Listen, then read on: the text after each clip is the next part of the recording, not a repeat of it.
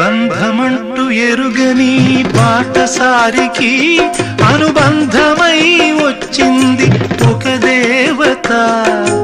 ఆ ఆ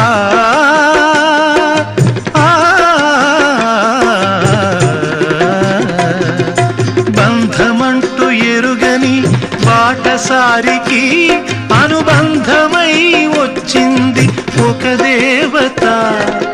ఇంత చోటులోనే అంత మనసు ఉంచి, ఇంత చోటులోనే అంత మనసు ఉంచి నా సొంతమే అయ్యింది ప్రియురాలిగా. ముద్దబంతి నవ్వులో మూగ బాసలు, మూసి ఉన్న రెప్పలపై ప్రేమ లేఖలు. ముద్దబంతి నవ్వులో మూగ బాసలు.